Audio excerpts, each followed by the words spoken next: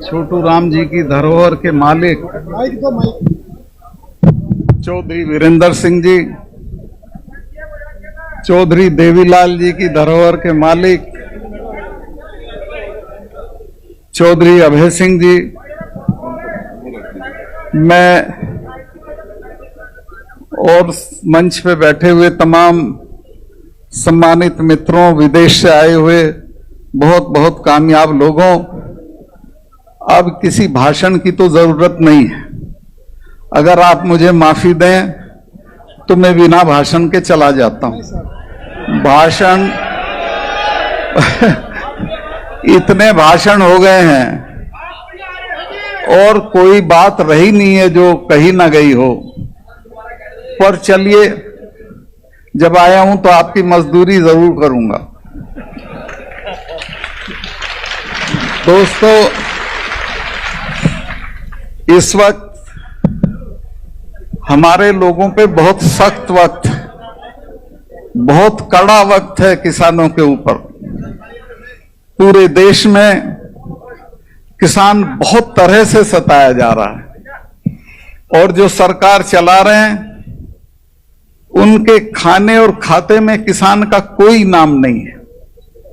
जब ये 3 कानून आए और हमारे लोग जाके बैठ गए, वो मरने लगे, 600 लोग जब मर गए, तो फिर मेरे से रुका नहीं गया और मैं अपना इस्तीफा जेब में रख के मैंने सोचा कि लानत है ऐसे पद पे कि मैं उसे लिए बैठा रहूं और हमारे लोग दिल्ली की सीमाओं पे जलील होते रहें। मैं प्रधानमंत्री जी से मिलने गया और मैंने उनको कहा कि देखिए साहब, इनके साथ बहुत ज्यादती हो रही है, इनको कुछ ले दे के निपटा दीजिए। तो उन्होंने कहा चले जाएंगे, क्यों चिंता करते हो। मैंने कहा साहब, आप इनको जानते नहीं हो, ये तब जाएंगे जब आप चले जाओगे। और बराड़ साहब, सिख भाइयों के लिए तो मैंने उनको बताया कि ये तो 300 साल तो भूलते नहीं हैं और किसी लड़ाई में इस तरह का समझौता नहीं करते हैं जैसा आप समझते हो। इनके तो गुरु महाराज के 4 साहबजादे शहीद हो गए थे, लेकिन समझौता नहीं किया था। और मैं आपको डराने नहीं आया, लेकिन मैं आपको सावधान करने आया हूं कि इनके साथ जाति मत करना। ये जब मिसेस गांधी ने ब्लू स्टार ऑपरेशन किया, उसके बाद 1 महीने तक अपने फार्म हाउस पे उन्होंने महामृत्युंजय का पाठ कराया। अरुण नेहरू मेरे अच्छे दोस्त थे, उनके भतीजे थे। उन्होंने कहा फूफी आप तो इसमें यकीन नहीं करती थी। तो उन्होंने कहा कि तुम जानते नहीं हो बेटा, जिसने भी इनका स्वर्ण मंदिर छुआ है वो जिंदा नहीं बचा, ये मुझे मारेंगे। उनको ये इल्हाम था और वही हुआ। फिर जनरल वैद्य मारा गया। तो मैंने कहा साहब, ये छेड़ने की चीज नहीं है, पहले इनके बारे में जानकारी कर लो, फिर आप तय करो क्या करना। और ये हमारे वाले, ये तो 6ठे महीने लाल किले पे जा चढ़ते थे, कभी आगरा में जा चढ़ते थे, कभी देव दरवाजे, कभी दरवाजा फाड़ लेते थे, कभी कब्र फाड़ देते थे। इनसे भी नहीं लड़ा जाता। तो इनको ले दे के निपटाओ तो आपके हक में रहेगी वो बात। खैर, उस दिन वो उनकी बात समझ में नहीं आई, कुछ दिन बाद आई, देर आए दुरुस्त आए। फिर उन्होंने वही किया जो मैं कह रहा था उनसे, और माफी मांग के कहा कि मैं माफी चाहता हूं और मैं इन 4 कानूनों को वापस लेता हूं। अभी एमएसपी का मामला रुका हुआ है और मैं यहां प्रेस हो तो उसके माध्यम से चेतावनी देना चाहता हूं सरकार को कि आंदोलन खत्म नहीं हुआ, धरना खत्म हुआ है। अगर एमएसपी का कानून नहीं बना तो बहुत भयानक लड़ाई देश में होगी किसानों की सरकार के साथ। और मेरे तो 4 महीने रह रहे हैं, मैं तो छोड़ के इसी में कूद पड़ूंगा। इस्तीफा मेरे हर वक्त साथ रहता है वो मेरे लिए कोई बड़ी चीज नहीं है, क्योंकि मैं अपनी मां के पेट से गवर्नर नहीं पैदा हुआ था, मैं तो लड़ते झगड़ते हो गया था। तो इस लड़ाई में, और मैं आपको वैसे भी वादा करता हूं कि रिटायर होने के फौरन बाद मैं किसानों की लड़ाई में पूरी ताकत से कूदूंगा और पूरा देश घूमूंगा। अब एक चीज मैं आपको और जानकारी दिलाना चाहता हूं, खासतौर से राजस्थान के लोगों को, आपको आपके हिस्से का पानी नहीं मिला है। मैं जब कश्मीर में था तो मुझे गडकरी जी का फोन गया कि सतपाल भाई, अमरिंदर मेरे पास बैठे हैं और ये कह रहे हैं कि आपके और पंजाब के बीच में कोई पानी का समझौता होना है जो 40 साल से नहीं हो रहा है, और उसका नतीजा ये है कि सारा पानी पाकिस्तान को जा रहा है। तो मैंने कहा उनको, अमरिंदर जी को, कि आप कल अपने मंत्री को भेज दें। उसने कहा कल तो नहीं, परसों मेरा मिनिस्टर आ जाएगा। और 40 साल से महबूबा और फारूक अब्दुल्ला उसको लटकाए हुए थे, इसलिए कि वो पानी वहीं जाता रहे जहां जाता था। मैंने 15 मिनट में समझौता करा दिया। इस बात पे अटकाया हुआ था कि कंट्रोल किसका हो। मैंने कहा किसी का कंट्रोल नहीं होगा, जॉइंट सुपरविजन होगा। दस्तखत हो गए, मिठाई बट गई, और आज आपको मैं बताना चाहता हूं कि उस समझौते, उस पे काम शुरू हो गया है। कंडी एक इलाका है जम्मू में, जो कंडी माने सूखा इलाका, उसमें 25,000 हेक्टर में सिंचाई होगी, 6,000 हेक्टर में पंजाब में होगी, और उसके बाद भी बहुत पानी बचेगा जो राजस्थान और हरियाणा को मिलेगा।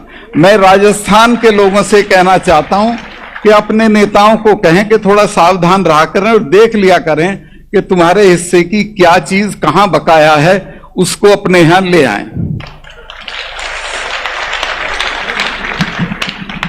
अब एक मुझे इन्होंने अभय सिंह जी ने एक याद दिलाई चीज, और वो है इसकी, नहीं स्वामीनाथन। इसका कोई नाम नहीं जानता था स्वामीनाथन का। मैं बीजेपी का घोषणा पत्र जब लिखा जा रहा था तो मुझे जिम्मेवारी दी गई थी कि एग्रीकल्चर का सेक्शन मैं लिखूंगा। तो मैं जब वो लिखने लगा तो सबसे पहले मेरे जहन में आया कि मैं स्वामीनाथन कमेटी की सिफारिश लिखूं, लेकिन मुझे पता था कि बीजेपी कभी ये नहीं मानेगी। तो मैंने अपने यहां के थे, अजमेर के सांवरलाल जाट साहब को फोन किया, किसानों के बड़े मजबूत आदमी थे। मैंने कहा कि चौधरी साहब, ऐसी ऐसी सिचुएशन है, मेरा मन है कि मैं ये लिखूं, लेकिन ये तो लागू नहीं करेंगे। तो उन्होंने मुझे जवाब दिया कि मलिक साहब, ये कलम रोज नहीं मिलती है, आज मिली हुई है, इसको लिख दो, मनवा तो हम लेंगे। हमारे लोग सड़कों पे बैठ के मनवा लेंगे। और आप हैरत करोगे, वही हुआ। उसके बाद से आज तक जितने किसान आंदोलन छोटे बड़े हुए हैं, उन सब में स्वामीनाथन कमीशन की रिपोर्ट लागू करो, ये बात कही गई है, और ये किसी ना किसी दिन पक्की हो जाएगी। इसी तरह एमएसपी है। एमएसपी के बिना हमारा गुजारा नहीं है, और एमएसपी सरकार देना नहीं चाहती है। उसका कारण है, सरकार के जो दोस्त हैं, मैं अभी आ रहा था 20 दिन पहले गुवाहाटी आया, मैं वहां से, मेघालय से, वहां उस एयरपोर्ट पे एक लड़की बड़ी मॉडर्न मेरा स्वागत करते हुए मुझे मिली। मैं कहा आप कौन हैं? कि साहब मैं अडानी की तरफ से आई हूं। मैं कहा अडानी का यहाँ क्या मतलब है? कि नहीं साहब, ये एयरपोर्ट अडानी को दे दिया गया। अब अडानी को एयरपोर्ट, उसको सारे जो है रेलवेज, शिपयार्ड, सब चीजें उसको जा रही हैं। तो ये जो चीज है, इसको कहीं रोकना पड़ेगा। ये सारा देश बिकने नहीं देना चाहिए हमको। और ये एमएसपी इसीलिए लागू नहीं हो रही है क्योंकि अडानी ने 5,000 वर्ग मीटर का एक बहुत बड़ा गोदाम पानीपत में बना लिया, जिसमें वो गेहूं खरीद के रखेगा, सस्ते पे खरीदेगा, महंगे पे बेचेगा। जी जी, क्या कह रहे हैं? भर दिया गेहूं, भर दिया। हाँ, तो मैं बिल्कुल ठीक कह रहे हैं। मैं भी यही कहूंगा, जो पंजाब में किसानों ने किया कि वो उसके अंबानी के टावर गिरा दिए, इन गोदामों को फाड़ दो, इनकी कोई जरूरत नहीं है हमको, और कोई डरने की जरूरत नहीं है, कुछ नहीं होगा। मैं चलूंगा जेल आपके साथ। अब ये जो अंबानी है, अडानी तो अब खैर दुनिया का सबसे मालदार आदमी हो गया, देश का तो हो ही गया। कोई पूछे भाई कैसे हो गया, हम तो नहीं हो रहे, हमारा इतने मेहनत करते हैं, बर्बाद हो लिए सब, कोई मालदार नहीं हो रहा, ये कैसे हो रहा है? कुछ तो बताएं प्रधानमंत्री, कैसे मालदार हो रहा है? अंबानी का मैं बताता हूं, उसकी बेटी की सगाई में 300 करोड़ रुपया खर्चा हुआ, और एक पैसे की चैरिटी नहीं करता, एक पैसा दान नहीं करता। दुनिया के जितने बड़े लोग हैं, संगीत की दुनिया के एक बड़े आदमी है, लॉर्ड गिल्डोफ उनका नाम है, वो अपनी सारी आमदनी अफ्रीका के बच्चों की पढ़ाई के लिए दान करते हैं। माइक्रोसॉफ्ट वाला अपना सब दान करता है, ये एक धेला दान नहीं करता। मैं तो ये कहता हूं जगह जगह इसके लिए कि ये इंसान भी नहीं है, सड़े हुए आलू की बोरी है। इनको कोई इज्जत मत दीजिए, इनको सेठ भी मत कहिए, और जब तक इन पे हमला नहीं होगा तब तक ये क्लास रुकेगी नहीं। हम नीचे जाते रहेंगे, ये ऊपर जाते रहेंगे।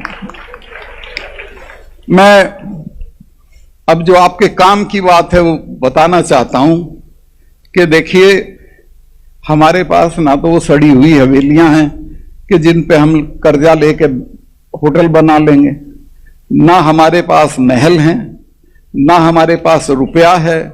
हम तो छोटी छोटी जमीनों के मालिक हैं, उसी में ऊपर नीचे होते रहते हैं। एक ही तरीका है एम्पावर होने का, ताकत हासिल करने का और आगे बढ़ने का, और वो है तालीम का। दुनिया में जिन कौमों ने तालीम की तरफ ध्यान दिया वही तरक्की की है। एक घटना मुझे इंग्लैंड की याद आती है, जब वर्ल्ड वॉर सेकंड चल रहा था, बजट पेश हो रहा था। बजट में सारी मदों में कटौती की गई, लेकिन एजुकेशन में कोई कटौती नहीं हुई। खड़े हो गए विपक्ष के लोग, उन्होंने कहा साहब इसमें कटौती क्यों नहीं हुई? प्रधानमंत्री ने कहा कि टूटे हुए पुल दोबारा बन जाएंगे, मकान दोबारा तामीर हो जाएंगे, कारखाने फिर बना लेंगे, लेकिन अगर एक पीढ़ी तबाह हो गई तो उसको दोबारा खड़ा नहीं किया जा सकता। तो ये जो हमारी पीढ़ी है, इसकी तालीम पे अब वो सारी चीजें छोड़ दो कि बुढ़े के मरने पे 40 गांव की चिट्ठी फाड़ोगे, बुढ़ा सूरजमल हो जाएगा उससे। उस पैसे को बचाओ। दहेज में आजकल हमारे यहां तो 4 छल्ले की गाड़ी मांगते हैं, वो कौन सी है? ओडी। वो मत मांगो। घर में मैं गया अभी, वहां हनुमानगढ़ मेरे शिकायत की लोगों ने कि साहब घर में 2 आदमी, मकान 15 कमरे में बना रखा है और 5 बीघे में बना रखा है। क्यों भाई? मैं जब एमपी रह लिया था, एमएलए रह लिया था, मिनिस्टर रह लिया था, तब भी मैं दिल्ली में 2 कमरे के मकान में रहता था। जब मुझसे मिलके चौधरी लोग नीचे उतरते थे तो मेरा ड्राइवर बताता था कि साहब वो कह रहे हैं कि बताओ भाई ये तो 2 कमरे के मकान में तो रह रहा है। मैंने कहा इनको अकल नहीं है, 2 कमरे का मकान मेरी ताकत है। इस 2 कमरे के मकान की वजह से मैं प्रधानमंत्री से पंगा ले सकता हूं। अगर मेरे पास दौलत होती, मेरे पास इल गॉटन वेल्थ होती, मेरे पास बड़े बड़े महल दुमहले होते तो मैं नहीं लड़ सकता था, क्योंकि ईडी आ जाती अगले दिन, इनकम टैक्स आ जाता। अब तो मैं जब गया कश्मीर में, जब गया तो जाते ही 2 मामले मेरे सामने आए और दोनों में घपला था। मुझे सेक्रेटरी ने कहा जी इनमें गड़बड़ है, तो मैं कहा इनको कैंसिल करो। उन्होंने कहा साहब इनमें 150 करोड़ रुपया है। मैं कहा भाड़ में जाए, मैं तो 5 कुर्ते पजामे में आया हूं, ऐसा ही जाऊं। और मैं तीसरे दिन प्रधानमंत्री जी को मिलने गया। मैंने उनको बताया कि साहब ये मामले थे, मैंने कैंसिल कर दिए, आपकी कोई दिलचस्पी हो तो मुझे बताएं, मैं नहीं करूंगा, मैं छोड़ दूंगा। और उसमें अंबानी का भी था एक, वो जो छोटे वाला अंबानी है वो था उसमें। तो मैं दोनों कैंसिल कर दिए और आज मैं मौत से हूं, किसी चीज से नहीं डरता हूं। मैं आपको ये बताऊं कि जो फकीरी है इसमें बहुत ताकत होती है, अमीरी में ताकत नहीं होती। बहुत मैं शायद लंबा कर गया हूं। साहब बोलो। अच्छा आपको सुनना चाहते हैं साहब। जी चलिए। सुनना चाहते हैं तो दूसरे वहां कश्मीर में जब ये 370 हटाने की बात आई तो रात को मुझे गृह मंत्री के यहां से आदेश आया कि कल एक चिट्ठी आपको भेजनी है। चूंकि वो असेंबली होती तो असेंबली की चिट्ठी जाती, चूंकि असेंबली थी नहीं, गवर्नर रूल था, तो मेरी चिट्ठी के आधार पे उसको हटना था। तो मैंने चीफ सेक्रेटरी को बुलाया, कहा कि सुबह ये चिट्ठी मैंने ड्राफ्ट कर रखी थी कि सुबह ये चिट्ठी टाइप करा के मेरे साइन करा के दिल्ली भेज दो। उसने कहा साहब हटा रहे हो? मैं कहा जी हाँ हटा रहे हैं। कहने साहब 1000 आदमी मारना पड़ेगा। मैं कहा क्योंकि यहां तो रिवाज है, यहां तो बुरहान वानी जब मरा था तो 150 आदमी तो उसके मरने पे अब मरे थे। थानों में घुस जाएंगे, हथियार लूट लेंगे, लोग हमला कर देंगे और पता नहीं क्या क्या अफरा तफरी होगी। मैंने कहा कुछ नहीं होने का, चिड़िया भी नहीं बोलने की। उसने कहा आपको कैसे ये भरोसा है? मैं कहा मैंने 4 महीने में एक ही काम किया है, मैंने इनमें सेंस ऑफ फैटिग डाल दी है कि 200 लड़के ले दुनिया में दूसरे नंबर की फौज से लड़के कुछ हासिल नहीं होगा, जो होगा बातचीत से होगा, कोई नहीं लड़ेगा। इन तीनों चीफ मिनिस्टरों को गिरफ्तार करना अगर कुत्ता भी भौंक ले, और वही हुआ, कुछ नहीं हुआ। और मैं आपसे ईमान से बता रहा हूं, मेरे 1 साल 2 महीने के टर्म में मुझे एक भी दिन गोली नहीं चलवानी पड़ी लोगों के ऊपर। मैंने पत्थरबाजी रुकवा दी, मैंने जो वो भर्ती थी नई वो रुकवाई, और लोगों को समझा दिया कि इसमें कुछ नहीं है। मैंने 1 साल में 44 कॉलेज दिए, 1 साल में। जहां जो मांगता था उसे फौरन डिग्री कॉलेज दे देता था। मैंने मुफ्ती सईद के एक साथी थे जो मेरे भी दोस्त हैं, अब तो उनकी डेथ हो गई पिछले कुछ महीने पहले। उनका नाम था, बुढ़ापा आ गया, कुछ याद नहीं रहता। नहीं, उनके मुजफ्फर बेग साहब तो मुझे मिलने आने वाले थे जम्मू के उसमें गवर्नर हाउस में। थोड़ा देर हो गई, मैंने पूछा साहब क्या हो गया? कहने यार मुझे इसने ये जो अपनी नहीं ये ना ये जो वो थी ना उनकी, नहीं यार उनकी जो जी ना तो वो जो इसके हुर्रियत के चीफ थे जिलानी साहब कि उन्होंने मुझे बुला लिया था। तो मैंने कहा क्या कह रहे थे? कहने लगे सही बता दूं? मैं कहा बताओ। कहने लगे कह रहे थे यार इस गवर्नर से तो डील हो सकती है। मैंने पूछा कैसे? कहने लगे तो जब बात करता है दिल निकाल के हथेली पर रख लेता है, कोई तिकड़म की बात ही नहीं करता। तो मैंने खैर फिर उसे फोन किया। उसने कहा सर मेरी तरफ से आप अमित शाह साहब आने वाले थे, उनको ये कह देना कि 30 साल में पहली बार हम उनका बायकॉट नहीं करेंगे। और उनका बायकॉट नहीं किया। मेरे बराबर की सीट पे वो बैठे थे, उन्होंने कहा सतपाल बायकॉट क्यों नहीं किया इन्होंने? मैं कहा जी कुछ नहीं ऐसे कि नहीं बात बता। मगर साहब इसलिए नहीं किया कि हम इनकी बेइज्जती नहीं करते, ये हमारी नहीं करते। तो कुल मिला के एक ऐसा वातावरण, वहां मैंने अपना टेलीफोन नंबर सबको दे दिया था, जो चाहे फोन करे। रात के 2 बजे फोन आता था, मैं उठाता था, खुद उठाता था। जवाब देता था। मैं व्हाट्सएप कॉल पे भी एक्ट करता था। एक बच्चे का व्हाट्सएप आ गया कि गवर्नर साहब मेरी बहन और मैं दोनों बोर्ड का इम्तहान दे रहे हैं लेकिन दोनों फेल हो जाएंगे। मैं क्यों? कह ले हमारे यहाँ बिजली नहीं है और लाइन हमारे यहाँ 1.5 किलोमीटर दूर है। मैंने अगले दिन वो जापानी एक जनरेटर होता है छोटा, वो भिजवाया, 6 बल्ब भिजवाए। तो उसने सारे कश्मीर में घुमा दिया व्हाट्सएप के ऐसे ऐसे। मेरे एक व्हाट्सएप पे ये हो गया। मैंने कहा बेटे यही नहीं हुआ, तू जरा सी तसल्ली कर, मैं 15 दिन में तेरे यहां लाइन खिंचवाऊंगा। मैंने बिजली वालों से कहा कि जो 1.5 किलोमीटर दूर लाइन है वहां से इसके घर तक लाइन खींच दो।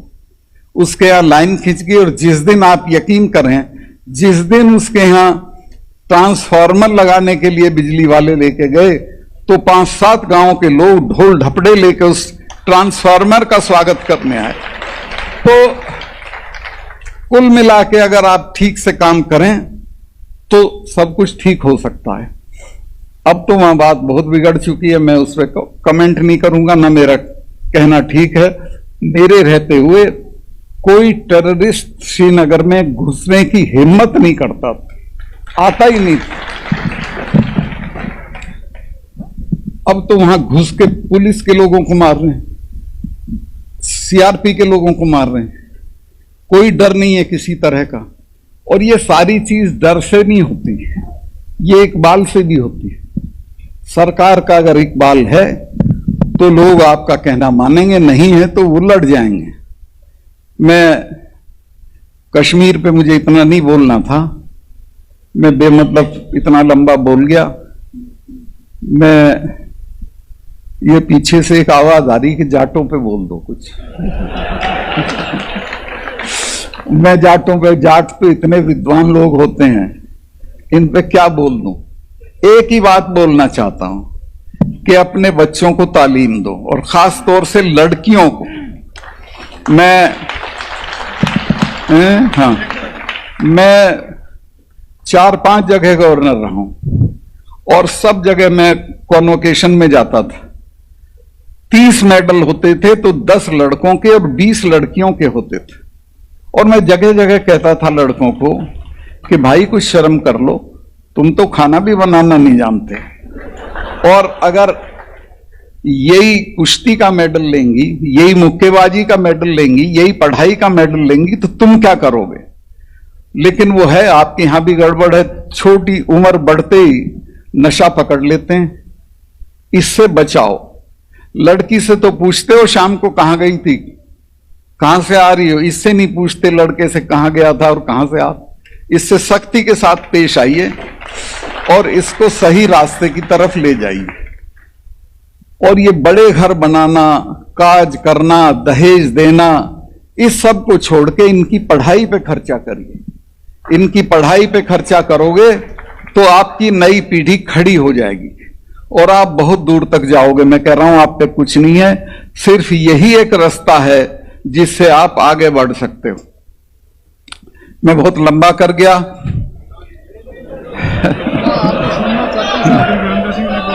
हाँ क्या, अरे छोड़ो जी। अब मुझे पीछे से एक और मशवरा दिया जा रहा है कि जाटों को ये समझाओ कि एकता रखनी चाहिए। ये इनको कौन समझा देगा कि एकता रखनी चाहिए। ये तो सगे भाई के साथ तो एकता रखते नहीं है। मुझे एक वो है जिसने ये हीर रांझा लिखी है, उसका नाम है, नाम भूल जाता हूं मैं, वारिस शाह, सही कह रहे हैं।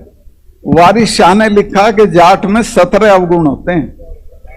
वो सारे तो मैं आपको गिनाऊंगा तो मेरे स्टेज पे जूते आएंगे, वो मैं नहीं गिनाऊंगा, लेकिन 3 गिना रहा हूं। एक तो ये कि अपने सगे भाई के साथ भी न्याय नहीं करेगा। दूसरा ये कि अपने भाई के दूसरे की जूतियों में बैठेगा, भाई के सिंहासन पे नहीं बैठेगा और कभी न्याय नहीं करेगा। तो इससे निकलो, मिल के चलो, एक दूसरे की मदद करो, छोटी मोटी चीजों पे झगड़े मत करो, मुकदमेबाजी मत करो और आगे बढ़ो। मेरे पास इतना ही कहने को है और मैं आपसे कहना चाहता हूं कि बहुत बुरा वक्त आने वाला है हमारी कौम के ऊपर, आया हुआ है अभी भी। चूंकि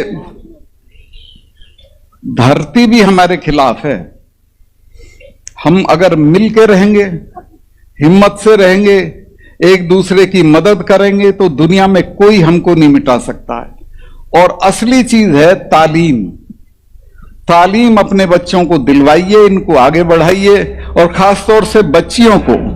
आप तो इनको पैदा भी नहीं होने देना चाहते, आपका बस चले तो ये पैदा ही ना हो, लेकिन जब ये पैदा हो जाती हैं तो ये दूर तक जाती हैं, ये मेडल लेती हैं। अब आप देखो राजस्थान में तो कुछ लोग आपके दूल्हे को भी घोड़ी पे नहीं बैठने देना चाहते थे, और जब आपकी बच्ची IRS होके जाती है तो वही लोग उसको सलाम करते हैं। तो तालीम की ये ताकत। एक और चीज मैं बता के अपनी बात खत्म करूंगा। लीबिया का जो तानाशाह था गद्दाफी, उसको जिन्होंने मारा उन्होंने उसका दफ्तर रेड किया और उसमें एक डायरी मिली। उस डायरी में तानाशाह ने लिखा था कि मुझे सबसे ज्यादा आनंद तब आता है जब मैं देखता हूं लिटिल कोंडोलीजा राइस अमेरिका की विदेश मंत्री थी, हल्की फुल्की सांवले रंग की, शक्ल सूरत में साधारण से भी नीचे, लेकिन विद्वान थी, मेहनती थी, पढ़ के बनी थी। वहां हमारी तरह सिफारिश से विदेश मंत्री नहीं बनता है। तो उसने लिखा कि मैं जब लिटिल कोंडी को देखता हूं शेखों को धमकाते हुए तो मुझे बहुत आनंद आता है। तो ये हमारी लिटिल कोंडी लड़कियां जब साहिबान को इनको धमकाएंगी दफ्तर में तो आपको बहुत मजा आएगा। इनको तालीम दिलवाइए, आगे बढ़ाइए और शादी की जल्दी मत करिए कि भाई वो राड़ काट दो और जल्दी भेज दो और ये करिए। उसको तालीम दो, फिर उसके बाद वो कहीं जाना चाहे किसी कंपटीशन में उसमें बिठाओ और उसको आगे बढ़ाओ। बहुत लंबा हो गया, मैं आपका बहुत बहुत आभारी हूं। सिर्फ इतना कहना चाहता हूं कि मैं आपके साथ हूं और रहूंगा। गवर्नरशिप को छोड़ के